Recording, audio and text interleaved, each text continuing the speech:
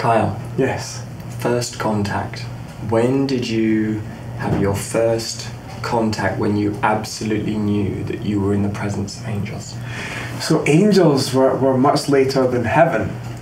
So heaven first. Heaven first. So the first contact I had with heaven was when my late grandmother, who was my soulmate, still is to this day, lived with us in our family home, and she had lymphoma cancer and all these different things. And during the same time of her having that, she was in a wheelchair, and I got this virus called Guillain-Barré, and I was in a wheelchair as well. Yeah. So we both were in wheelchairs, and I remember one night after me learning to walk again, she was called to hospital, and I woke up for the night and she was tickling my back. And I remember that so clearly to this day. And I just fell asleep that evening remembering how loved I was. And it turned out at the same time she'd actually passed away. So that was my first contact with heaven, because her soul almost made its visit back home to make sure I was okay. You've established a contact now with heaven, and a sense that it isn't just the physical. The world isn't just made up of physical stuff. There's something else going on. There's something else out there. Okay. And do you feel that's what helped then open you and be ready for then the experience of angels? So angels came a little bit later. The most amazing thing about angels is the fact that they can't help us unless we invite them. Right. So they don't just turn up. So it was more of a conscious experience in connecting with angels for me, because it was like, okay, I've learned that I need to invite them in here. But once I finally started to do that, that's when they really started to show up. How do you invite angels into your life? So I found that when you speak to angels, you just speak to them as if they're already there, or they've already done what you're asking.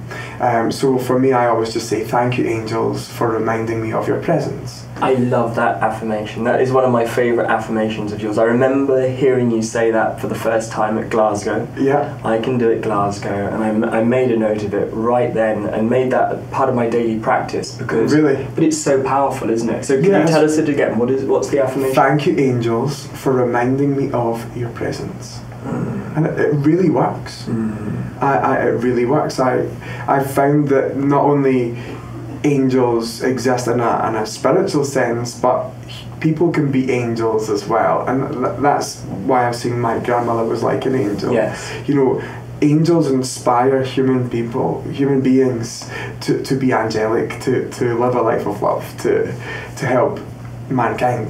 Right. And I remember one time I said that prayer on a bus, and a lady, you might remember that story. I do, yes. A lady sat beside me, and she just randomly started saying, you know, it's really important that you speak to God and that you speak to angels. And I was like, oh, I'm already a believer. Yeah. And this was in a bus in the middle of London. And then 6 hours later I got on another bus and she was on it. And she said to me, you know, there's never a coincidence in life, there is only God incidences in life.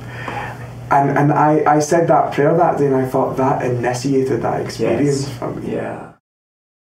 So often I think with spirituality we're like getting ready for something great to happen one day. Yeah. But that affirmation is very present time, isn't Where it? we are. And it is absolutely. Now you've got other affirmations like that which are all about the present as well. Yeah, so we've got thank you, angels, for reminding me of your presence. And then my favourite one, because most of us, everyone knows how to pray. Everyone knows how to ask for help, but so many of us forget to listen and to receive the answer. Yeah. So I said that one to invite them, and then I say this one to listen, which is thank you, angels, for revealing to me what I need to know. So it's like, I'm asking for your help now, so why don't you inspire me with your wisdom? Could you tell me it again?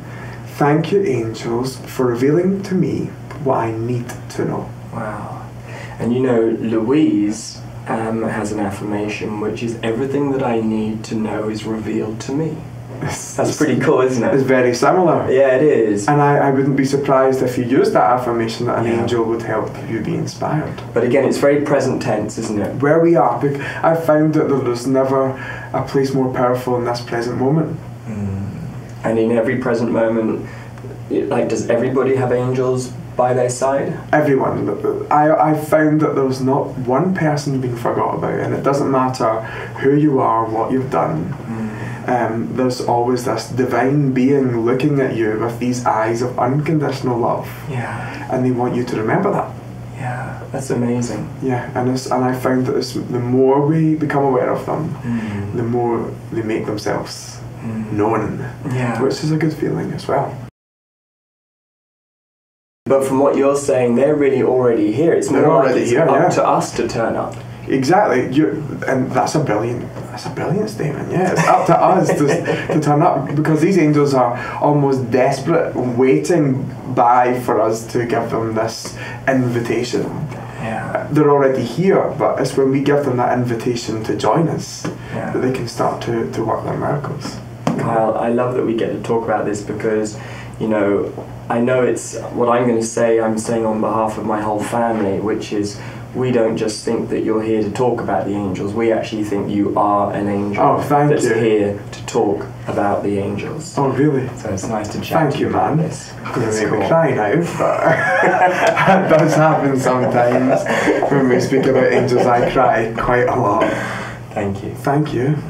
Cheers, man.